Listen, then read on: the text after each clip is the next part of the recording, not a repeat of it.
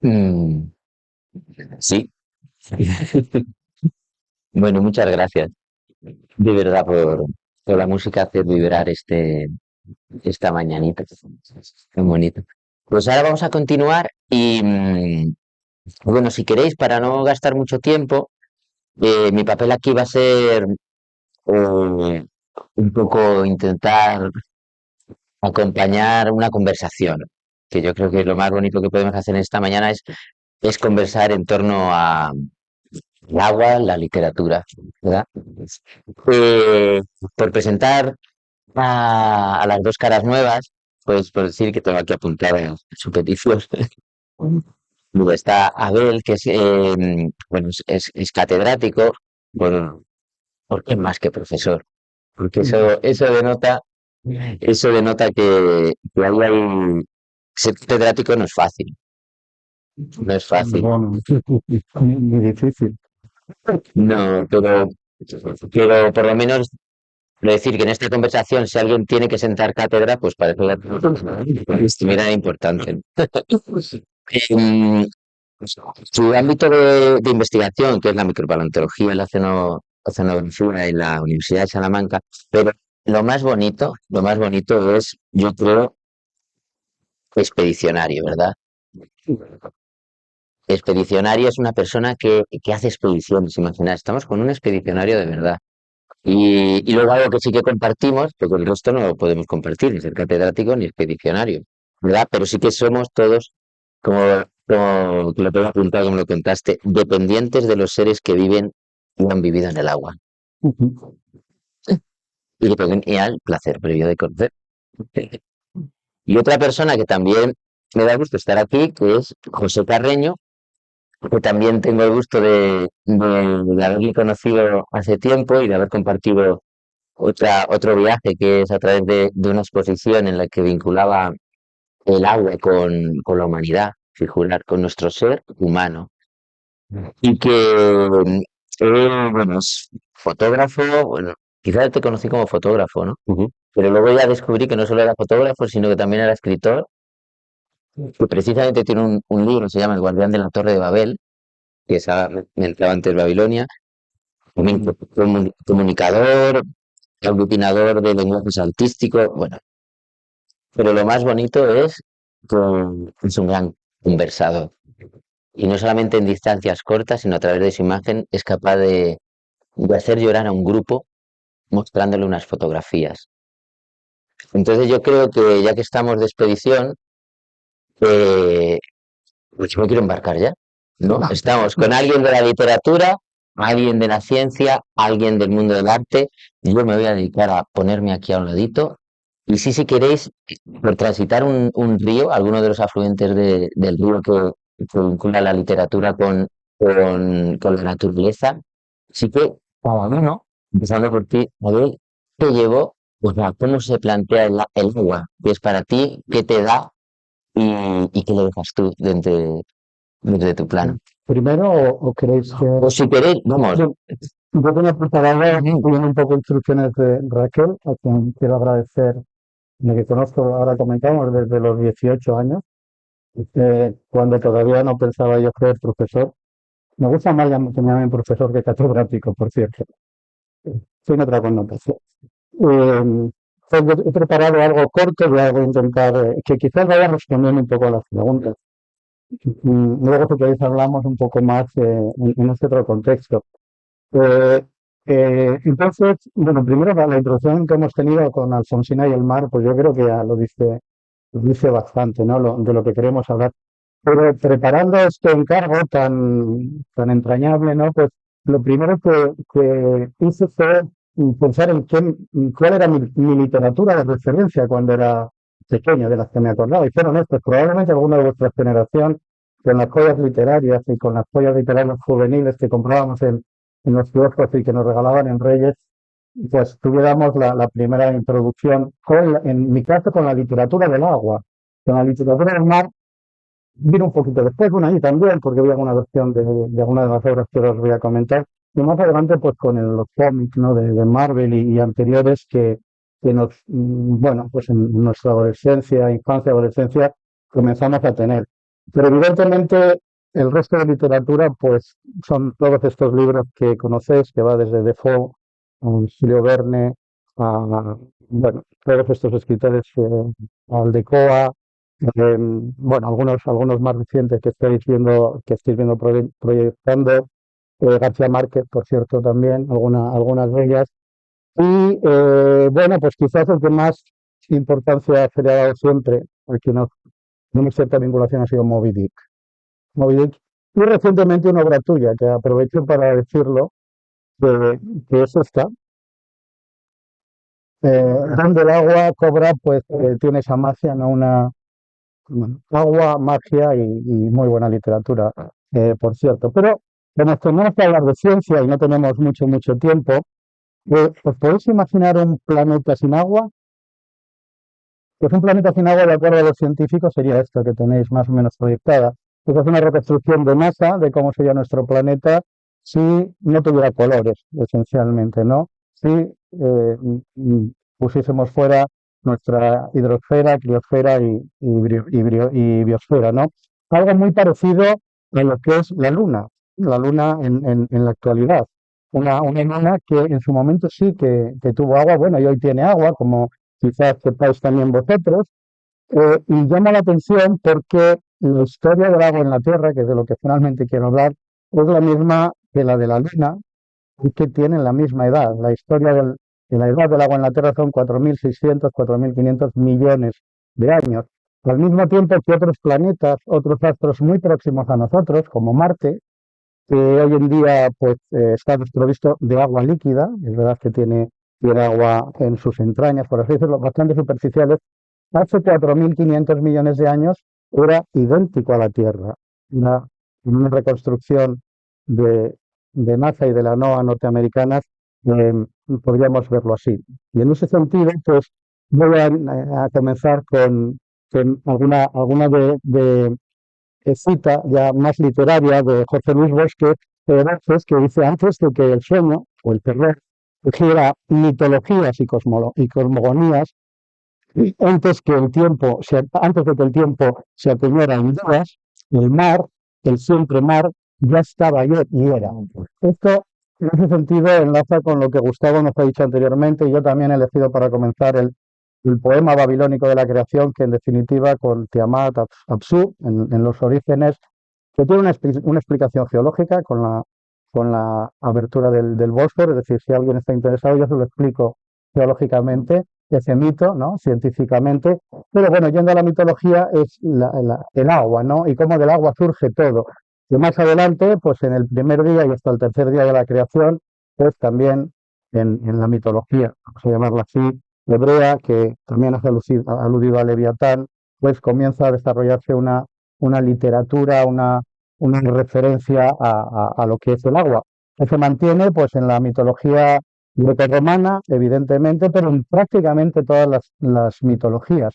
Por ejemplo, la maya, la azteca, y otra que es particularmente interesante, porque no tiene esa conexión, o por ejemplo, no hemos sido directamente herederos, más que la China que tenéis ahí, y porque me toca más de cerca por mi relación con Japón, son los mitos del origen de todo, igual que sucede con los mesopotámicos, todo para los japoneses proviene de un mar que ya está establecido.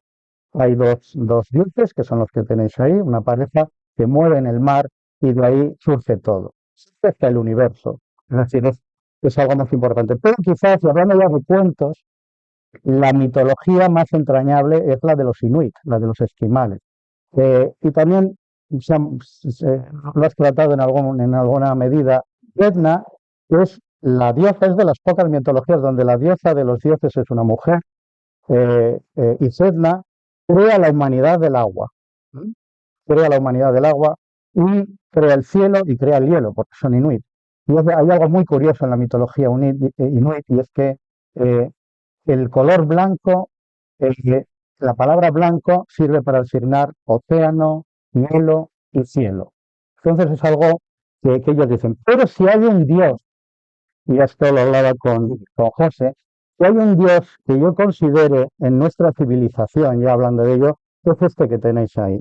Y que enlaza directamente con lo que es mi experiencia también literaria e infantil. Bueno, ¿y por qué Mickey Mouse, no?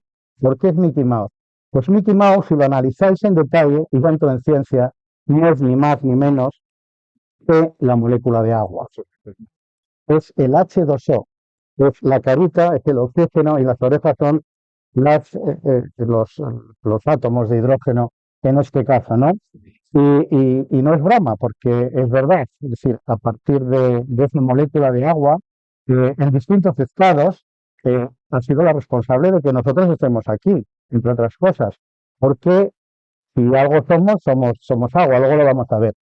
Y la historia del agua, ya te doy un poquito de prisa, la historia del agua en realidad es la historia de la Tierra.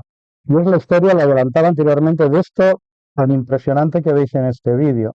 Este es un vídeo reciente, también de NASA, como no podía ser, y es, en realidad es el origen de nuestra Tierra, es el origen de la Luna. No sé si lo sabéis, pero la Luna no es un astro que preciose como la Tierra o como Marte, sino que en un momento determinado llegó un cuerpo que se llamamos los científicos Theia, choca con nuestro planeta, parte queda alojado dentro, cerca de nuestro núcleo, y lo que expulsa es la Luna. ¿Y por qué tiene que ver con esto? Porque en este acontecimiento aparece el agua en nuestro planeta. Hay parte que queda en la Luna y hay parte que queda alojada en el interior de nuestro planeta, que luego va a salir. Es decir, el origen del agua, y aquí permitidme otro pequeño guiño literario, me han traído a un país sin río, tierras agar, como decía Gabriela Mistral, tierras sin agua.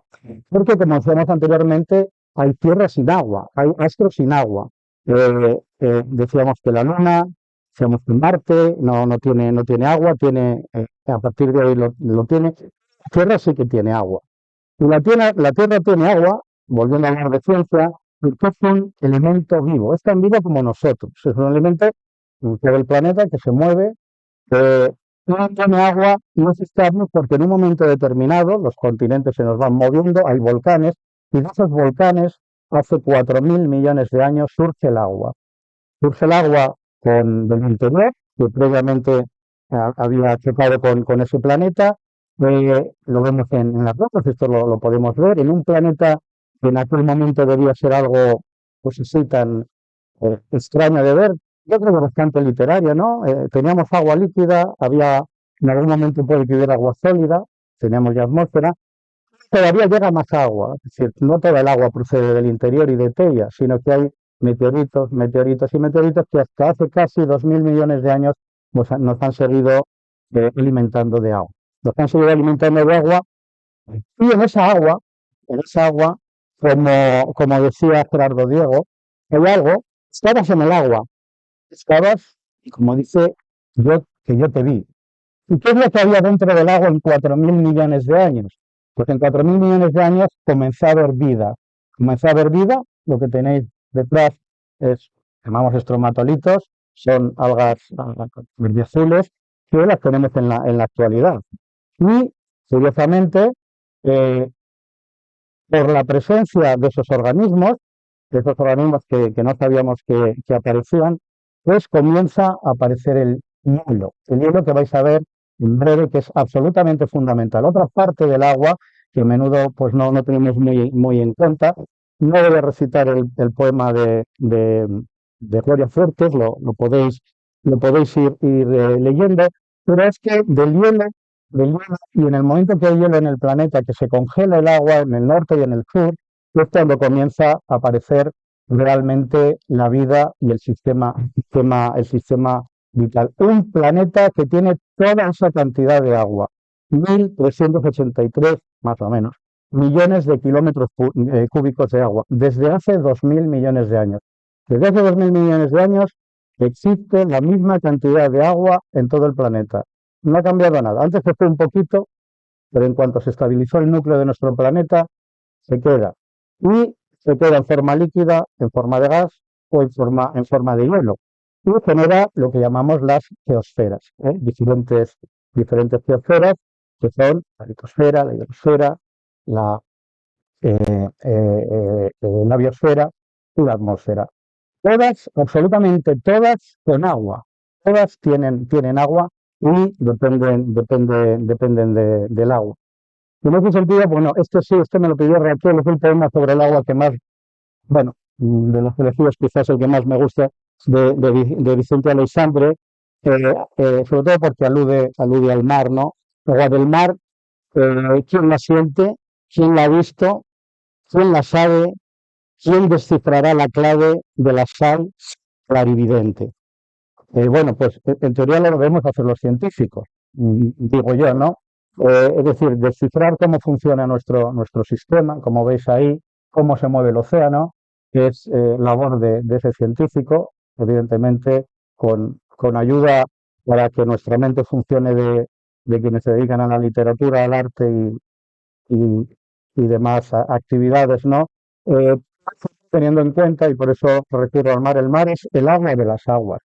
En ese gráfico que tenéis ahí, ya para entrar en algún dato todavía más técnico, el océano es todo, que es más del 95% del agua del planeta, y de ella dependemos. Y como digo, dependemos del hielo.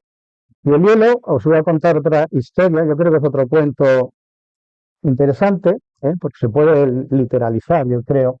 Eh, el hielo surge de la vida, es otra de las cuestiones interesantes, porque nos vamos otra vez muy atrás, y en este caso soy de Salamanca, de la Universidad de Salamanca, y hay que hablar de Unamuno. Aguas dormidas, verdura densa, eso es lo interesante, piedras de oro, cielo de plata, del agua surge la verdura densa. Del agua surge, como hemos dicho anteriormente, surge la vida. Y en cuanto hay vida, desde hace, como digo, 4.000, 3.800 millones de años, y cuando va progresando la vida, en el momento que comienza a ser dominante en el planeta, sobre todo en la parte externa, y sobre todo cuando comienza a producir oxígeno y retira dióxido de carbono, algo muy importante para lo que es el cambio climático, ¿qué es lo que sucede? Los organismos eclosionan, retiran dióxido de carbono, el dióxido de carbono que nos está haciendo la Pascua a la sociedad hoy en día, y lo que tenemos es el planeta. ¿Y qué sucedió? Pues que se congeló el planeta, la primera gran glaciación. Y es cuando aparece el hielo en la Tierra. Y procede de esos organismos que luego van a ir evolucionando. Aquí nuestro amigo Darwin, nuestro maestro Darwin, pues es el que dio las bases fundamentales para que los fósiles, que estos son los muertos vivientes que nosotros tenemos y que podemos encontrar, esas fotos que tenéis ahí, algunos son de hace 600 millones de años, y podemos volver a traerlos a nuestro sistema, ¿no? Grandes, pequeños fósiles, que es con los que trabajamos, que encontramos en el océano. Es decir, los encontramos flotando, llegan al fondo del mar, y lo que hace un científico con el agua, esencialmente, es coger los bichitos que encontramos en los sedimentos y tratar de reconstruir cómo es el agua y cómo vivían en su momento siguiendo patrones actuales, de manera que podemos reconstruir dónde vivían, cómo vivían, si eran cálidas, si eran frías, es decir, hacer una reconstrucción general para llegar a esto que tenéis ahí, que en este caso, y antes de entrar en un pequeño cuento, en otro texto, en este caso de García Lorca, que también es muy interesante, pobre mar condenado a eterno movimiento, habiendo antes estado quieto en el firmamento. ¿No? Y lo que te estoy preguntando detrás, ese gráfico, es lo que llamamos, bueno, usamos el término inglés, es el Ocean Conveyor Belt, que es una cinta transportadora del mar, que es la que hace que nuestro planeta sea como es. Y esto no funcionará así. Si el agua no estuviera intercambiando energía del norte al sur, del este al oeste, nuestro planeta y nosotros no viviríamos aquí. Y eso, ese mar en movimiento al que aludía Lorca, es lo que hace que seamos como nosotros. Y ahora sí que me va a permitir un pequeño cuento, no muy largo, de un autor que lo tenéis aquí, Haruki Murakami, que bueno, tiene un cuento muy interesante, se llama The Elephant Bunny, se ha publicado y producido hace un par de años ya, y me vais a permitir leerlo porque yo creo que es muy, muy interesante. Es un poco surrealista, un poco, hay algún autor surrealista también a veces. un poco surrealista porque es una señora que se casa con el hombre de hielo. Se enamoran y en un momento determinado, pues la señora, su novia, su esposa, quiere ir a ver el debut que sé del hombre de hielo, ¿no? Entonces él le dice, ¿es este sitio? Llegan a la Antártida, ¿no? Llegan a la Antártida y le dicen, ¿es este el sitio que querías conocer? Y la narradora, después de estar allí, dice, el desamparo del Polo Sur rebasó todas mis expectativas. Casi nadie vivía ahí. Había únicamente un pueblo pequeño, anodino, con un hotel que era también, por supuesto, pequeño y anodino. El Polo Sur no era un destino turístico. No había pingüinos, no se podía ver la aurora austral, no había árboles, flores, ríos ni estanques. A donde quiera que iba, solo había hielo. El erial congelado se extendía por doquier hasta donde alcanzaba la vista. Entonces, ¿por qué cito este cuento que a mí me parece genial de Murakami? Bueno, luego la historia se complica un poco más, obviamente, ¿no? ¿Por qué los científicos nos empeñamos en ir a la Antártida? Yo estoy dentro de un mes y medio allí. Lo que decía Tony, ¿no? En un mes y medio embarco en ese y estaré una temporada por allí. ¿Por qué gente quiere ir al norte, como Perry, como Scott o como Amundsen intentan ir a la Antártida? ¿Por qué nosotros vamos allí cada año o cada vez que nos dejan, cada vez que podemos a investigar? Entramos en el mar helado, esta es una foto de la última campaña, la anterior en la que he estado. Bueno, pues es muy sencillo. Es porque la Antártida es el punto prístino de nuestro planeta y, entre otras cosas, pues podemos trabajar en el hielo, forar el hielo y obtener, entre otras cosas, burbujas del hielo de los últimos 1,5 millones de años. Burbujas que tienen el CO2, que tienen elementos, partículas que vienen del desierto, organismos que vivían flotando y el viento se los lleva y los tenemos allí. Hielo, en definitiva, que nos pone de manifiesto algo por lo que quiero ir terminando, y es que, fijaos, el hielo de nuestro planeta, que hasta ahora, como os he dicho, ha sido absolutamente dependiente dentro de esa agua de la que estamos hablando, lo que tenéis ahí es, en esa proyección, es la pérdida de hielo que estamos teniendo en las últimas décadas. Es algo que está absolutamente desbordado. Yo trabajo en clima antiguo y, bueno, y actual también, ¿no? Pero lo que estamos viendo es que, y esta es la diapositiva contundente, lo que está yendo hacia arriba es la temperatura que tenemos, la temperatura media del planeta, y la que está en verde es la temperatura que deberíamos tener de acuerdo con lo que yo trabajo. Es decir, hay un cambio sustancial con datos científicos muy robustos que dicen que lo estamos moviendo. ¿Y qué pasa con el agua? El nivel del mar sube. ¿Por qué sube? El agua se dilata porque hay más temperatura y los hielos se nos funden. Y este es un grafiquito que también me gusta mucho de NASA, porque la ventanita que veis allí está recogiendo de una ventana que la tienen colocada 20 años, cómo el nivel del mar está subiendo 1 milímetro, 1 milímetro, 1 milímetro, 1 centímetro, 1 centímetro, 1 centímetro, y va a seguir subiendo. Y en las próximas décadas hay puntos del planeta que van literalmente a desaparecer, como este que tenéis aquí. Esta es una fotografía de Kiribati, y lo que están haciendo perdón, lo que está sucediendo en Kiribati es que la población que estaba viviendo ahí, esto es un protomanglar, como llamamos los que nos dedicamos a esto de la oceanografía, en esa zona hay vivía gente. Ahora mismo el nivel del mar está subiendo y han tenido que emigrar. No caben ya en esa isla y están yendo pues hasta otros lugares, ¿no? Entonces, lo que quiero decir finalmente es que la historia del agua en realidad es la historia de nuestro planeta. Estamos dependiendo de ella. Y todos esos colores, ahora repaso muy rápidamente en unos segundos, esta es la historia de nuestro planeta. Veis que va cambiando el color, que el océano se hace grande, pequeño, se congela, bueno, vienen esteroides que impactan, pero siempre es el agua, la vida en el agua, la que nos está marcando toda la trayectoria de nosotros y la que nos va a marcar el futuro. Y aquí sí que ya termino. Y en este caso, pues aludiendo a mis queridos japoneses, luego si queréis bueno, tengo mucha vinculación, como he dicho, con ellos, y quizás pues el haiku más conocido de Basho, ¿no?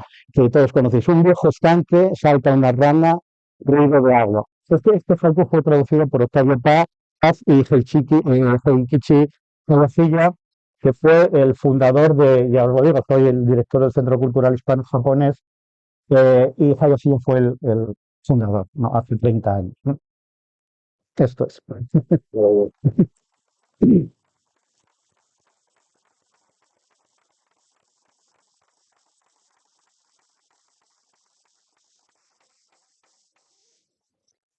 Muchas gracias. Bueno, como veis, tenemos temas de conversación, se empiezan a ir en torno al agua.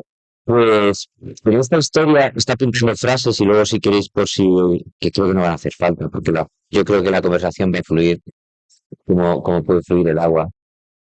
Y sí que si el agua cuenta la historia de la Tierra, ahora podemos dar un salto curioso, muy natural, que es no solo la historia de la Tierra, sino que también Sí, la historia de la humanidad.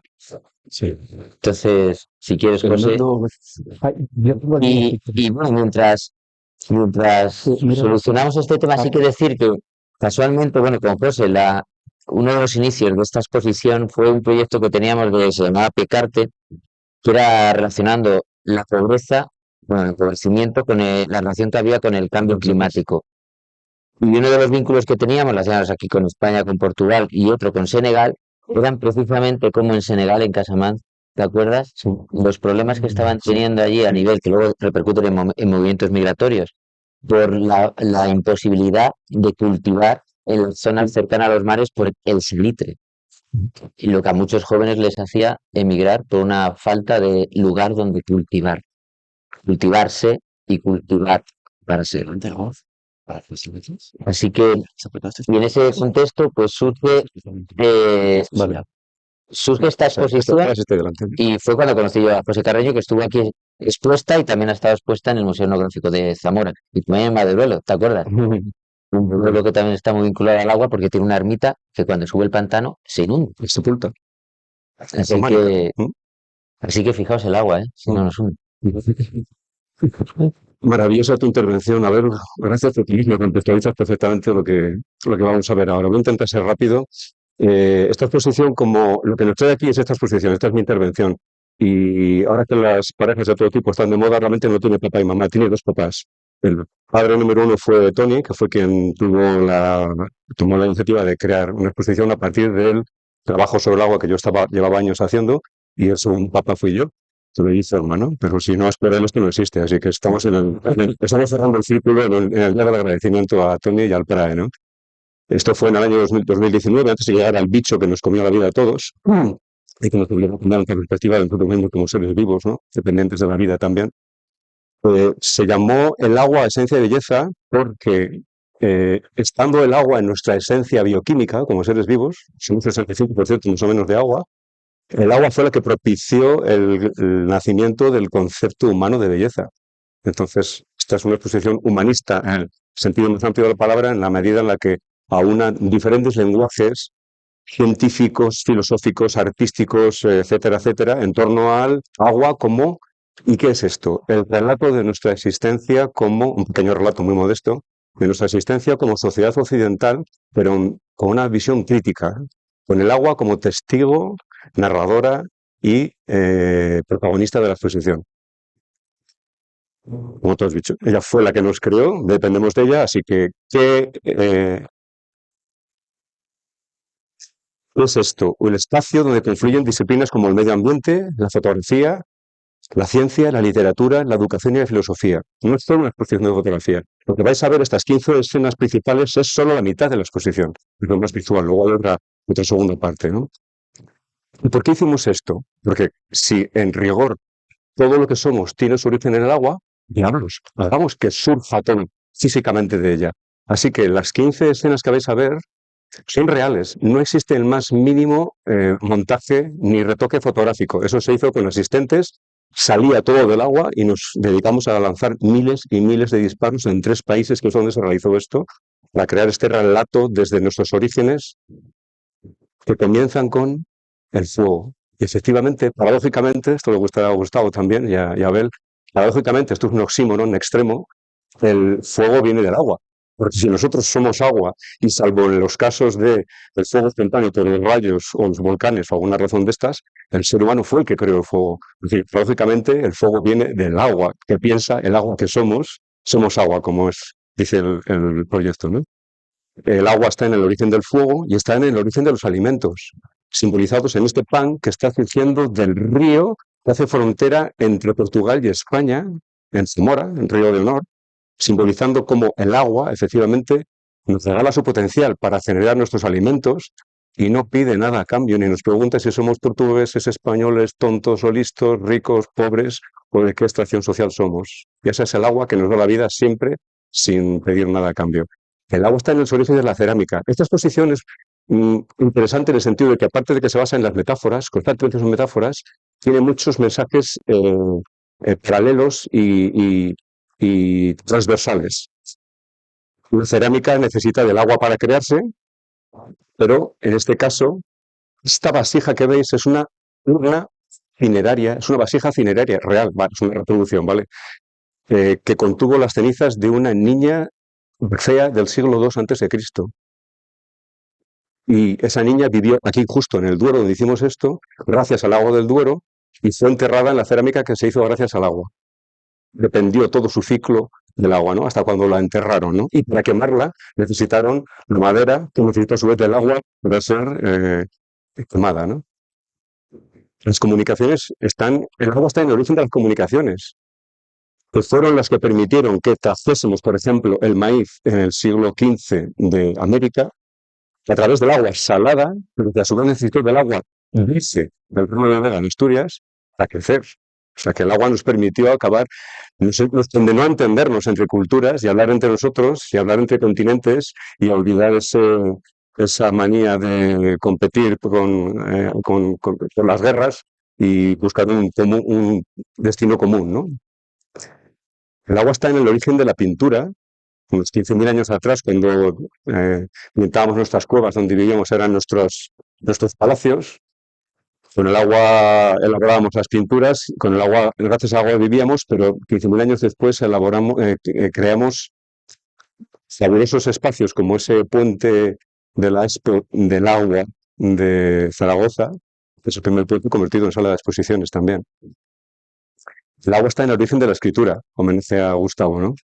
Desde que hace miles de años comenzamos con el cuneiforme en Mesopotamia y ya elaborábamos las tablillas con ese lenguaje. Miles de años después, gracias al agua, la cultura que nació en torno al Éufrates y al Tigris se transforma en la cultura que nace en torno al Tormes, en Salamanca, a la Universidad de Abel, y hemos logrado transformar aquella primitiva escritura que eran todavía, ni siquiera era cuneiforme, eran pictogramas, ¿no? Dibujitos. Hemos dado un salto hasta crear no solo un lenguaje con una gramática de Nebrija, sino las universidades como estructura para la enseñanza, ¿no? Eso ha sido gracias al agua que siempre nos ha mantenido con vida a todos. Detrás del agua está la música, metafóricamente representada en este laúd árabe que surge de las aguas de los lagos el lago de Ercina, en Covadonga, donde paradójicamente demostramos hace mucho tiempo que fuimos capaces de convivir con los musulmanes, heredamos de ellos lo mejor de su cultura, pero luego nos vino fatal que tuvieran un Dios diferente del nuestro, nos molestaba mucho y les expulsamos. Pero nos hemos quedado con la mitad de nuestra cultura prácticamente que es árabe, empezando por los números que hacen que se hagan las cuentas de este festival, por ejemplo, ¿no? El agua está en los orígenes de la literatura, representada en la Odisea, la gran novela épica que da origen a nuestra literatura occidental, y en esa serpiente del océano, escultura de 30 metros que está en el norte de Francia, recordándonos que Ulises atravesó el mar en busca de su isla, peleando contra monstruos, restrigones, cíclopes y medusas, y ahora, mucho tiempo después, gracias a la literatura que nos hace más dueños de nosotros mismos y nos ayuda a conocernos a nosotros mismos como seres humanos, Nos permitimos el lujo de no solo luchar contra los monstruos, sino que los creamos escultóricamente, una escultura encargada a un escultor chino por Nantes, o sea, por el Ayuntamiento de Nantes, y hemos cerrado ese círculo también, ¿no?, del autocontrol y el dominio del ser humano gracias a la literatura que nos hace fuertes y más humanos. El agua está en los orígenes de la energía, lógicamente, y ahora más que nunca, ¿no?, con las energías renovables. Este flexo está surgiendo físicamente de la mayor central mareomotriz del planeta, que está en La Rance, en Francia. Y solamente hay que saber estar a su altura 2 veces al día, cuando sube y baja la marea. Gracias al agua tenemos energía gratuita. El agua está en los orígenes de la informática, que ha marcado nuestra civilización occidental, que es la que posiblemente hubieran deseado estos tenaces monjes del Monte San Michel, cuando en la Edad Media crearon el fabuloso Scriptorium, que alberga todavía, bueno, está en el Museo de Caen, los libros todavía, ¿no?, cuando atesoraban todos sus conocimientos en 200, 300 libros, y ahora solamente con una tarjetita del tamaño de una chapita o del tamaño del diente de un oso polar de los que persigue Abel por ahí por los extremos del planeta, vale toda la información del mundo ahora mismo. Eso fue gracias al agua que nos hizo inteligentes y conseguimos fabricar estos dispositivos. Aquí es donde la exposición empieza a ser más científica ya, no tan humanista, literaria, artística. El agua está en los orígenes del cambio climático. Eso que vemos al fondo, ese edificio, está también en Francia, está a la orilla del mar y es un molino marimotriz familiar pequeño. Esta gente vivía de moler su grano gracias a la subida y la bajada 2 veces al día del agua que movía las turbinas. Pero ya no pueden hacerlo lo que le ha pasado a la gente de esta isla que nos ha presentado Abel. Ha subido tanto el agua que ha sepultado su molino. Así que hay una familia ahora mismo, igual que va a haber miles y ciudades enteras, de migrantes climáticos o como mínimo unas personas que ya no van a poder vivir de su negocio porque el cambio climático, el crecimiento del nivel del mar ha destrozado su negocio familiar. Esta campana simboliza lo que estos señores tan importantes que son los científicos han venido haciendo sonar hace años y no siempre hemos querido escucharla. Ahora ya nos toca más escucharla porque no hay más remedio. Ahora no tienes que discutir lo que está sucediendo. Los orígenes de la sed es otra de las escenas, y esto nos recuerda una paradoja del ser humano también. Necesitamos mucha agua para producir camisetas muy baratas de €1 que nos compramos en ese centro comercial que está aquí a la salida, luego desechamos en un año y que se van a los vertederos de las llanuras de Perú o África, donde sea, que ahora nadie quiere saber nada de ellas, contaminando. Y para tener tanta agua, para disponer de tanta agua, para ese proceso de fabricación perverso, sumista, excesivo, que no necesitamos en rigor, estamos sepultando incluso nuestras propias raíces y nuestra cultura. Por eso, ese pantano de Reynosa, con la iglesia sepultada y el pobre capital intentando surgir del agua escapando, porque estamos ahogando a nuestra propia cultura y hasta nuestras manifestaciones artísticas. En el agua está el monstruo de los lagos, que no es el pobre Nessie del lago Ness de Escocia. El monstruo de los lagos hoy día es el plástico, por ejemplo, el plástico que nosotros arrojamos a las aguas indiscriminadamente y que está envenenándonos indirectamente sin que nos demos cuenta, aunque ya lo sabemos. Al final somos víctimas de nuestra propia relación perversa con la hiperproducción y los contaminantes. Ese es el lago de Sanabria, que hasta hace muy poco era potable y ahora ya no lo es. El agua está en los orígenes de la riqueza. Esta es una imagen que se creó expresamente para esta exposición por este centro. Si salís allá afuera, al lado del estanque, veréis esa especie de pirámide que es el ecosistema vertical.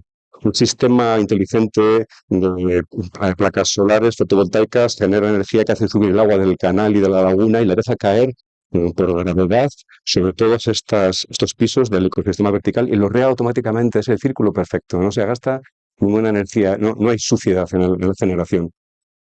Y a mí esto me gustó mucho esta metáfora, porque mandamos fabricar ese carrito mesopotámico del año 3000 a.C.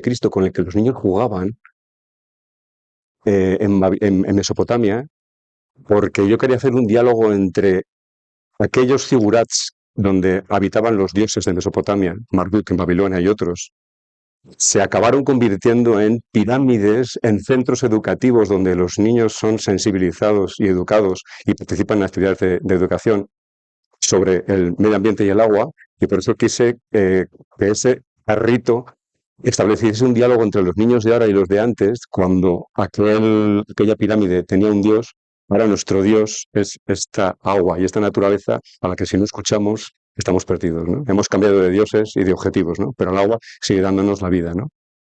Para cerrar la escena decimoquinta, esta la añadimos después de la pandemia, del COVID, porque el agua está en los orígenes de la tranquilidad. ¿Qué tranquilidad?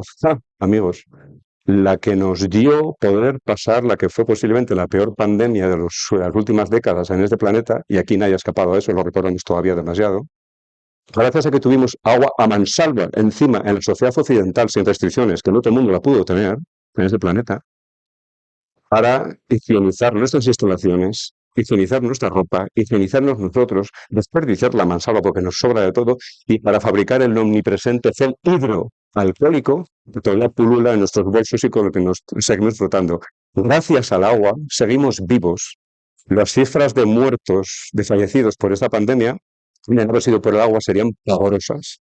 Y eso no siempre lo tuvimos en cuenta en aquel momento, y esto puede ser un buen momento para recordarlo, ¿no? ¿Cuántas veces se ha inventado la escritura en la historia de la humanidad? Unas 7 veces en diferentes puntos del planeta, desde 3500 a.C. hasta 292. Y siempre en torno a grandes ríos que dieron origen a grandes culturas, grandes civilizaciones. ¿Por qué ocurre esto? Porque parece que los humanos necesitamos entendernos, tenemos diferentes tipos de escritura, pero también tenemos actualmente 7.100 lenguas, más o menos. O sea, que necesitamos entendernos. Es decir, hay muchos lenguajes y todos queremos entendernos los unos que los otros. Por eso esta exposición se convirtió en un montaje políglota y multidisciplinar con todos los lenguajes artísticos y científicos al servicio de un proyecto. Y añadiendo un elemento mágico que no siempre tenemos en cuenta, y por eso posiblemente los comunicadores o los divulgadores implementamos la tarea de los científicos, ¿no?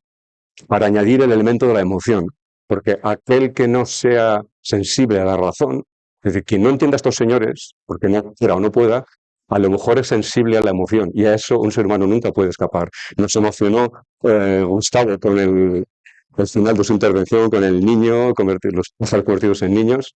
Pues esa emoción es la que pusimos al servicio de este proyecto, y por eso creamos, y por eso estamos aquí, un poemario expresamente para esta exposición que se llamó Acuascente, ¿no? Un neologismo que creamos, el agua que asciende, como todos esos elementos. Creíamos que un poemario podía ayudar a entender mejor este relato visual a todos aquellos que no fuesen sensibles a las imágenes, y los autores fueron 3 poetas de mi confianza, que son Benito Pascual, Antonio del Barrio y Julio Marinas, que crearon un poema cada uno para cada una de las escenas que habéis visto.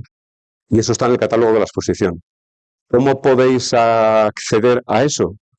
Con ese código QR podéis acceder al poemario íntegro, que está junto con las escenas, colgado en esa página web. Si entráis en la página del PRAE, vais a exposiciones, vais al Agua, Esencia y Belleza, y el documento anexo es eso, es de libre disposición. Así que este es un poco la intención de este proyecto, que hace confluir literatura con ciencia, con mensajes de todo tipo, filosóficos, históricos, transversales, igualdad, ecología, y cerrando con el broche de la poesía. Gracias.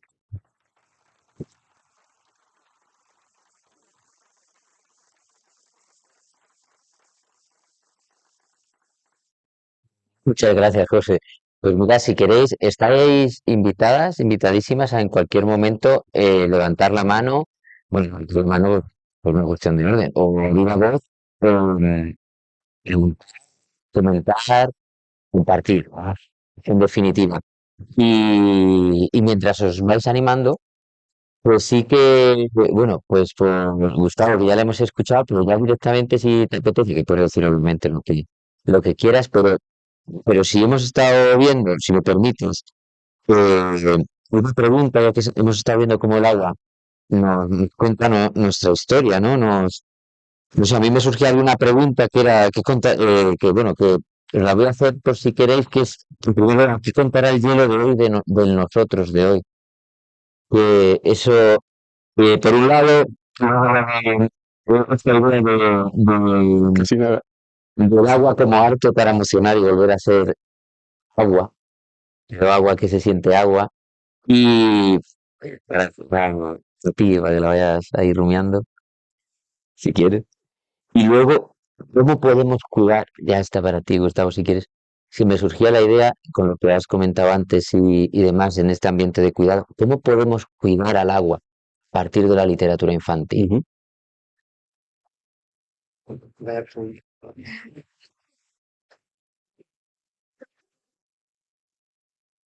Sí, no sé muy bien qué contestarte.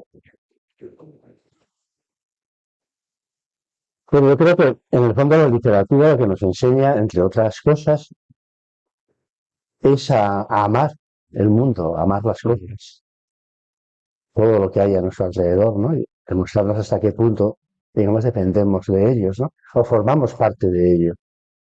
Y en ese sentido, bueno, pues contar un cuento es hablar, reivindicar un poco la belleza del mundo y hablar, por supuesto, de la necesidad cuidar, de cuidar aquello que tenemos, ¿no? Yo no sé quién de vosotros, tú has citado la historia de Babel, la historia de Babel, o tú, no me acuerdo quién de Bueno, No, el tema de la creación, yo ¿no? el poema de la creación, pero los primeros, la Bueno, entrada de Apsu y Tiamat. sí. Hablando de Babel, pues hablar, digamos, del nacimiento supuestamente de las muchas lenguas. Sin embargo, los judíos hasídicos contaban esa historia, la historia de Babel, de una manera diferente, Excelente. diferente que a mí me encanta, ¿no? Porque lo que decían era que las muchas lenguas ya existían, digamos, desde el primer momento. Tenían que ver, evidentemente, con los pueblos diferentes que se habían reunido para levantar, digamos, esa torre, que sí que era un desafío a Yahvé, ¿no? Puesto que pretendía ser tan alta que llegara, digamos, hasta él, ¿no? Y entonces, lo que pasa es que dicen los judíos hasídicos que, aparte de esa lengua, la lengua que cada pueblo tenía, había otra lengua, era una lengua común a todos ellos. Y esa lengua era la lengua con la que, según ellos, se hablaba con Dios, que los hombres tenían para comunicarse con la divinidad. De tal manera que cuando Dios, Yahvé, se enfada por esa pretensión disparatada, ¿no?, de querer llegar hasta él con su torre, entonces lo que hace es hacerles olvidar a los hombres la lengua con la que se comunicaban con él. De tal manera que lo que les queda son las lenguas diferentes, las lenguas distintas que en cada pueblo, digamos, se hablaban. Claro, perder esa lengua que nos permitía comunicarnos con Dios, ahora podemos cambiar el nombre de Dios y hablar del mundo, hablar de las otras criaturas, ¿no?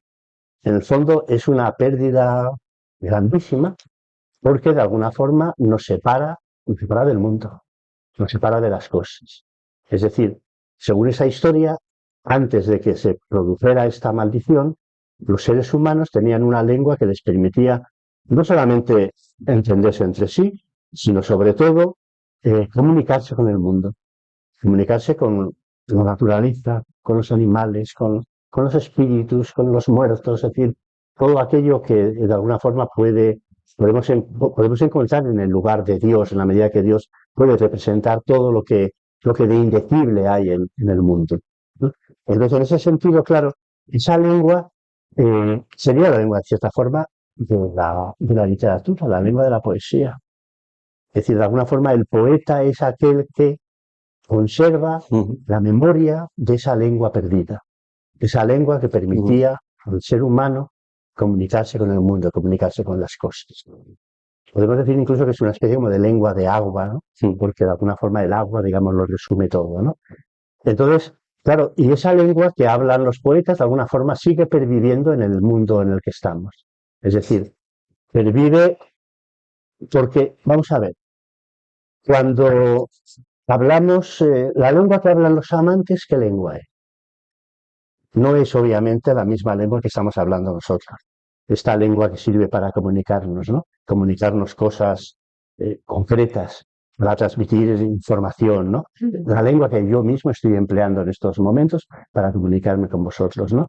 Es una lengua distinta, incluso una lengua que cada pareja de amantes crea como algo propio, ¿no? De la misma forma que esa pareja de amantes que se encuentra debe crear incluso, yo me atrevo a decir, hasta un cuerpo nuevo hecho a la en fin, a la medida, digamos, de eso que les pasa y de ese amor, también inventan una lengua y de ahí que los amantes sean muy dados a inventarse palabras, a nombrarse de maneras diferentes, ¿no?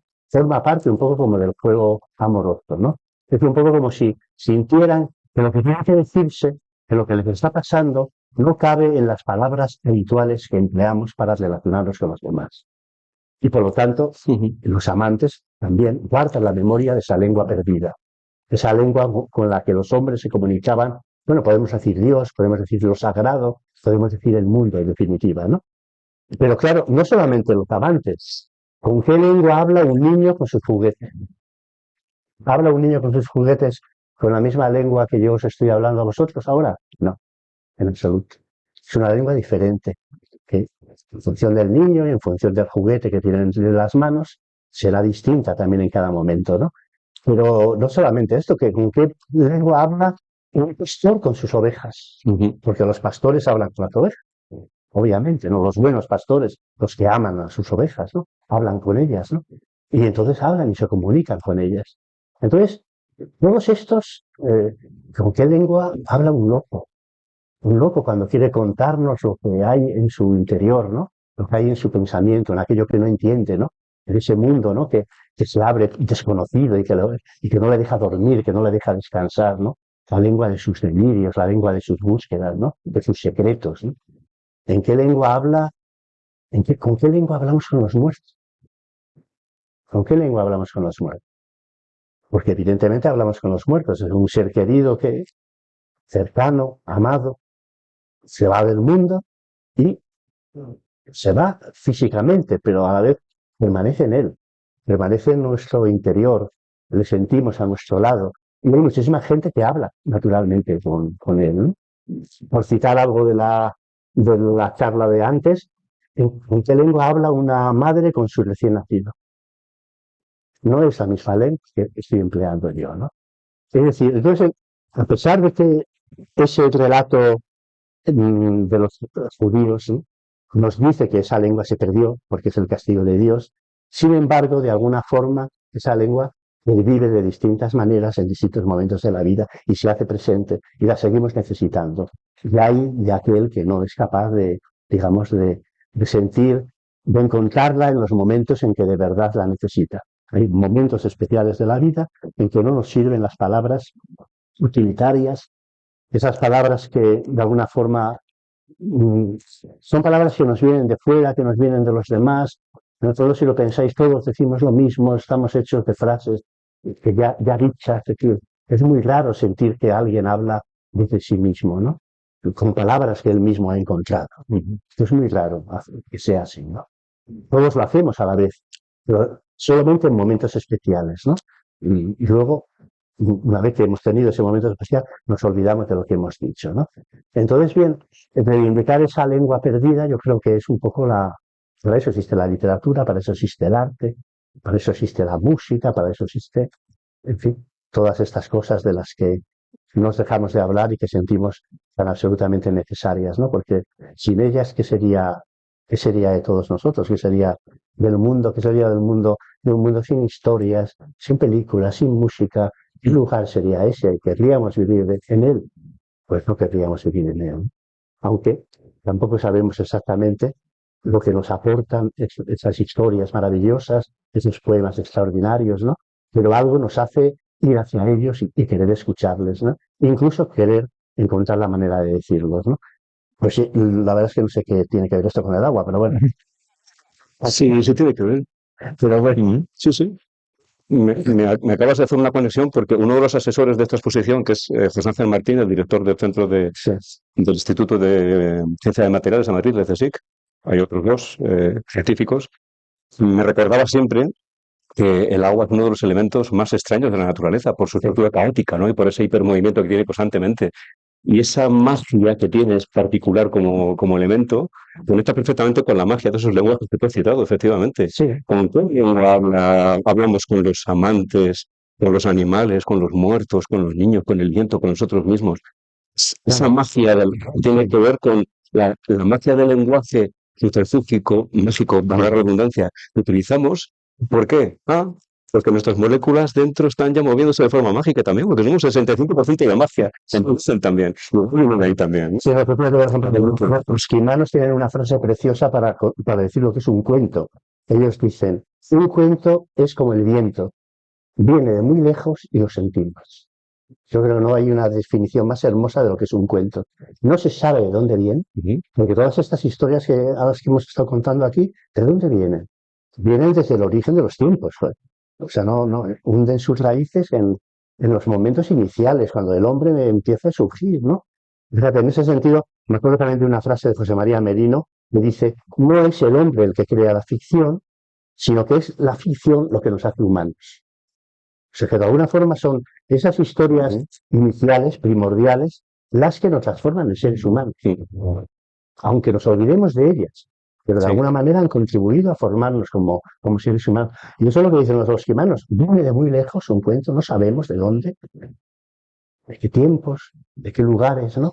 ¿Y cuál es su efecto? Lo sentimos. Es decir, sentimos que eso que viene de lejos habla de nosotros. Ese es el misterio y la magia. Y para hablar un poco de ciencia, que creo que soy, y hablar de las dos cuestiones que habéis planteado muy brevemente, ¿no? Esto no lo he dicho porque no tenemos tiempo. Claro, el agua es el elemento, el compuesto más mágico que tenemos no en el planeta, en el sistema. Porque yo he estado hablando aquí muy alegremente de que el agua se congela, se hace vapor y es líquida, ¿no? Pero cuando el agua se hiela, se congela, cuando cambia de estado, hay algo que no se explican todavía los científicos, no nos lo explicamos los físicos, y es que se dilata. ¿Sí? Cuando es lo contrario a cualquier sistema. Además, si no tiene sal el agua, tiene una curva que alcanza la máxima densidad a 4 grados. Bueno, no voy a entrar en términos técnicos. Luego el agua de mar es distinta. El agua de mar, que ya aprovecho para decir, la sal existe también desde hace 2.000 millones de años en el mar. A partir de ahí ha mantenido la misma proporción. Se comporta de otra manera. De manera que el agua de un lago no es lo mismo que el agua. El hielo que tenemos en un lago no es lo mismo que la banquisa ártica o antártica. Tienen comportamientos distintos. Y hablando del lenguaje, claro que es fundamental, y ahora se vuelve como paleontólogo, que soy del área de paleontología. El origen de todo está en un homínido que en un momento determinado comienza a comunicarse y comienza a definir un lenguaje que nadie sabe cómo ha sido aquello. Pero lo absolutamente determinante, y hablando otra vez en ciencia, ese gesto evolutivo darwiniano determina que nuestro cerebro comience a tener más volumen. Y ese es el origen, en definitiva. Y hay otros seres muy próximos a nosotros, pero algunos muy parecidos, los chimpancés, por ejemplo, ¿no? Pero hay otros que no consiguieron dar ese paso. Eso es selección natural pura y dura. Y ese es además el misterio, es decir, ¿por qué una especie? Es probable que haya habido otras, pero ¿por qué el Homo? Yo no voy a decir que el Homo sapiens, porque los neandertales probablemente se comunicaban también. ¿Por qué en un momento determinado aparece el lenguaje? El lenguaje es el origen del tenis. Yo diría, estamos hablando de que el origen de todo es el agua, y es verdad, pero hablando en los términos que Gustavo nos está exponiendo, el origen del todo es el lenguaje. Y en definitiva, pues, en ese momento que surge el lenguaje, pues surge la expresión, la poesía y todo esto tan entrañable que nos está desarrollando, ¿no? Eso por poner una nota más científica al sistema. Y sí que quiero hacer apología de algo, porque a veces a los científicos, yo creo que la ciencia es muy bonita. Claro, depende cómo se cuente, ¿no? Tenemos nuestro lenguaje, nuestra jerga, que a veces es complicado, ¿no? Pero yo creo y os animo, hay muy buenos autores divulgadores de ciencia. Yo creo que es una parte, sinceramente, además de la literatura infantil, que no está suficientemente tratada. Sí que lo hay, ¿no? De hecho, cuando estabais hablando antes de hablar del hielo, me estaba acordando de un libro, que es verdad que no lo he puesto aquí, pero el libro, un librito que me compraron mis padres, que era El pingüino Marcelino. El pingüino Marcelino era un pingüino despistado que se fue del Polo Sur y acabó muy típico, despistado, ¿no? Se puso a nadar, no sé, pingüinos jugáis por Sudáfrica y pingüinos por allí también. que han ido evolucionando. Yo estoy acabo. Y mira, lo voy a usar porque yo creo que es un símil interesante para lo que es el cambio climático, ¿no? Y cómo un ser se puede despistar. Pero en ese sentido yo creo que la ciencia, y vuelvo a decir que voy a hacer aquí que estáis los especialistas, es algo que nos falta, ¿no? El puente de la ciencia, la historia del agua, la historia de la vida, la historia de los humanos, está parcialmente contada para los niños y se tiene que entender en algún momento también, aunque se le pueda poner magia. O sea, yo no digo que se cuente con el rigor que requiere un paper en Nature and Science, no, porque se puede mezclar con la magia. No, totalmente. Y yo creo que eso hace al rito y lo interesante, ¿no? Sí, sí. No, claro, pero tú fíjate, por ejemplo, toda la historia de la evolución, en el fondo es como un cuento, Sí, clarísimamente, ¿no? Esta historia, bueno, cuando Darwin empieza a decir de dónde venimos, ¿no? Bueno, de nuevo nos sitúa un poco en ese mundo de las metamorfosis, ¿no? De los que no deja de hablarse en el mundo del mito, ¿no? Claro. sí, es que metamorfosis, que digo el término científico, es una mutación, precisamente. No hay evolución si no hay mutación, pero en definitiva es lo mismo, es la interpretación desde distintos puntos de vista. Nosotros nos vamos a otro, es verdad que luego la ciencia tiene una parte más, digamos, de aplicación social, o puede tenerla en buena medida, aunque necesitamos ciencia básica, pero también necesitamos esos que lo transmitan. Y en ocasiones vuelvo a insistir, no necesariamente en la idea original, sino alguien que te enganche, literalmente empleando un término un poco más suave, que te enganche bueno, pues este autor, tú, por ejemplo, haces un cuento, o tú haces un cuento infantil en el que hablamos pues de mis bichos, los que yo trabajo, que son los cocolitóforos, ¿no? Que viven por todo el mundo, pues a lo mejor hay un personaje cocolitóforo que explica por qué el Ártico se está descongelando y se lo explicas de alguna manera y luego puede que se introduzcan ya en otras disciplinas, ¿no? Sí, sí, Copolito. Lo hay. Sí, y de hecho la historia evolutiva muestra ejemplos se nos con algo maravillosos, como puede ser el origen de los pulmones. El origen de los pulmones está en la vejiga, en un tipo de vejiga natatoria. De los peces que inicialmente. Entonces, el vínculo con el agua que estamos viendo es maravilloso porque además es fuente de contrastes maravillosos y de generar poemas para la literatura infantil para exactamente conectarnos con lo, no sé, si fuese Heidegger hubiera estado aquí, yo creo que en vez de el Dasein hubiera relacionado el término con el agua, el ser nosotros agua. Con este Superman, había una pregunta por ahí, ¿verdad? Ah, pues te he entendido, Isabel, que había una pregunta por ahí. No, pues perfecto, pues perdonad, pues he cortado porque había entendido que había alguna pregunta.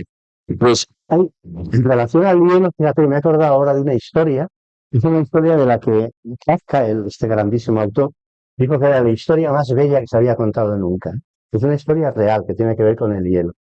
En un momento determinado, por allí un pueblo de esos de los Alpes, ¿no? Y entonces bueno, se encuentra en un glaciar un cuerpo congelado, de un chico. Y entonces, bueno, lo extraen, está intacto completamente, lo llevan, digamos, al pueblo. Y entonces, bueno, alguien cree reconocer en ese chico a alguien que hace 60 años, es decir, se había perdido por allí, por las montañas, ¿no? Y que nunca se había dado con él, ¿no? Y entonces inmediatamente se acuerdan de que ese alguien era,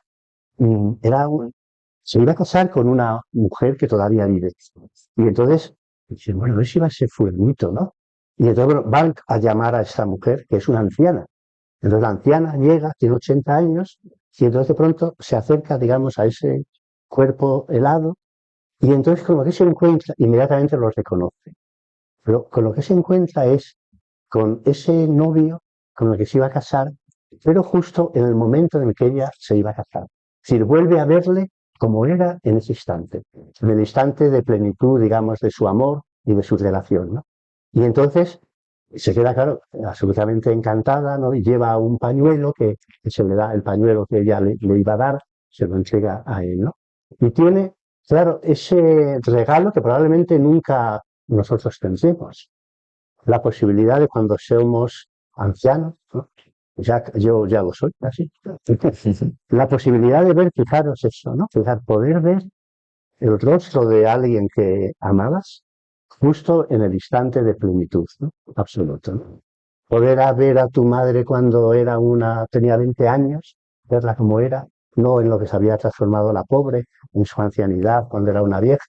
Poder ver a la mujer que has amado, no como aquello en lo que os habéis convertido, sino como era cuando la conociste, ibas con ella, te montabas en la noria, ibas a bailar, ¿sí? Y bueno, sí, qué cuento extraordinario realmente, ¿no? Esta mujer evidentemente recupera en ese instante, gracias al hielo, gracias al agua, se hace el milagro de poder contemplar al ser que amaba como fue cuando le amaba. Una historia bonita, ¿verdad? El agua fotográfica. Sí. Pues el primer espejo, pues no sé, igual, El primer espejo fue el agua. Como homínidos nos vimos de repente reflejados antes de los espejos de bronce pulido de China y Mesopotamia, ¿no? Sí, Es el primer espejo en el que nos vimos reflejados. Una imagen, aquí la ciencia y valoro tu trabajo, era una imagen especular, hasta que no surge la fotografía, Ya. los fotógrafos, No lo hacen. no surge la visión real, porque la imagen especular es contraria. Entonces los fotógrafos sois los primeros que proponéis una imagen real, Mm. de cómo Sí, tú puedes verte sí. como es. Mm. A la derecha la imagen especular es especular. Sí, sí, sí. El problema es esa imagen, sobre todo a partir de determinados momentos, no te reconoces. Hay una versión heterodoxa del mito de Narciso, que cuentan que Narciso de pronto se descubre su reflejo en el agua, y pues, bueno, la historia es que, bueno, que quiere alcanzarse y sin darse cuenta se ahoga. Pero que en el fondo se ahoga desesperado porque esa imagen que ve en el río reflejado no es como él se ve a sí mismo. No es esa imagen interior que él tiene de sí mismo. Y entonces un poco como decir, pero bueno, ¿y este soy yo? No puede ser, joder. Cierra los ojos y quiere morir, ¿no? Y si vas Y es una tontería, la historia. Y si vas a la metamorfosis de Kafka, pues claro, cuando se ve convertido Sí. en algo que no... Sí. Sin embargo, la metamorfosis él no se asusta, porque descubre nuevas facultades y puede subir por las paredes. Y él que está agobiado de vivir en ese mundo, en el fondo el horror viene de fuera, viene de la familia, viene del jefe de su empresa que llama a la puerta para decir sal, sal, y él ya no quiere salir, lo que quiere, sí, el ser un escarabajo es una forma de huir, ¿no? Porque en Kafka siempre todos los personajes querían huir, ¿no? Querían escaparse, ¿no? El fondo de la autoridad paterna, del poder, ¿no? Por eso le gustaban tantos cuentos con animales pequeños, con ratones, con seres minúsculos, ¿no? Estaba obsesionado con la idea de escapar, digamos, del poder, ¿no? Sí, en ese sentido del agua, o sea, volviendo por reflexiones también de maneras de ver el agua, no como estática, el escrito, por ejemplo, uno de los... Claro. El, la frase la conocéis, Sí. no te bañarás dos veces en el mismo agua. Hemos río. El agua está al río, es un río de la vida de la vida. Las películas de Jorge Manrique, en fin, todo eso es que es una imagen. Es que el agua, no sé, a mí me está encantando porque me está sugiriendo pues todas esas complejidades del agua, esas antigonías que están teniendo entre el agua estática que nos habla de nosotros, que sería el hielo o una fotografía, pero sin embargo también en realidad es imposible pararnos porque somos agua. Y el agua fluye, nos cambia a nosotros mismos, no somos la misma persona por el... Y Un cambio permanente, el mundo de la virtualidad, es decir, donde, en fin, el sabor, por ejemplo, realidad, claro. sí, sí, te bañas en agua caliente para parar 10 minutillos, poder descansar, ¿no? Esa costumbre tan sana que el agua también nos permite parar. Y ese caosmos, por ejemplo, con Deleuze, otro filósofo francés que hablaba, ¿no? Que la manera que tienes de confluir es un nadador no lucha con el mar. Al principio lucha y luego te das cuenta que si empiezas a nadar y a fluir con las propias olas. Y en ese momento en el que conectas con la ola ya no se sabe qué es ola y qué es mar y qué eres tú, cuando realmente eres un nadador. No has perdido tu esencia por perder algo más. Los surfistas, por ejemplo, claro. Es que en la literatura infantil es maravilloso. Bueno, ahí lo que hay ahí es una barbaridad. ¿Refleja toda esta riqueza o se tiende, no sé, a mensajes demasiado simples para toda esta complejidad que hay? Yo creo que no, la verdadera literatura infantil es compleja, siempre. Claro que se refleja todo esto, sí. Mm, Claro que hay miles de cuentos, que hablan de todo lo imaginable, ¿no? Otra cosa es esa literatura que yo no la llamaría literatura pedagógica, es decir, que trata de transmitir enseñanzas muy mm. elementales y muy simples, ¿no? Es renuncia, por lo tanto, a la complejidad, ¿no? Pero eso no es. Claro, Yo punto mágico. lo Sí, llaman de lecturas pedagógicas, ¿no? Que pueden servir ya. para transmitir ciertos mensajes al niño, pero los cuentos transmiten mensajes muy contradictorios, siempre, claro. Están Sí, llenos de... Sí, por eso algunas personas les tienen un poco de miedo y hasta hay toda una campaña en contra de ellos, ¿no? Acerca de eliminar cosas que son, suponemos, demasiado turbadoras para contárselas a un niño, ¿no? Totalmente, el mundo del niño es mucho más complejo que el mundo del maestro. sí. Había una, había una pregunta. Sí, mira. Hola, ¿qué tal? Gracias por las intervenciones, me ha encantado. Más que una pregunta, era simplemente que viendo las fotografías, ¿no? Que había, era como un emerger del agua, escuchando a Gustavo sobre la madre, ¿no? Y que somos los peces, y también sobre el origen de la vida en el agua y cómo también va unido al origen de la tierra, se nos ha olvidado o me ha faltado aquí, hablando de lenguaje, una palabra fundamental que forma parte de nuestra propia vida y de nuestra propia existencia, que todos nacemos de que una mujer ha roto agua. Pero vamos. Y la palabra útero, no se ha y nada, simplemente era ese apunte. Muchas gracias. Sí, sí, muy bueno. Sí, Bueno, sí, sí. creo que el lugar a donde nos vamos adentrando en la conversación nos lleva directamente a la siguiente conversación, porque vamos a seguir hablando de esta última pregunta que has abierto, Tony. Así que Sí, pues nada, muchísimas gracias y vamos a seguir fluyendo, ¿no? Siendo algo.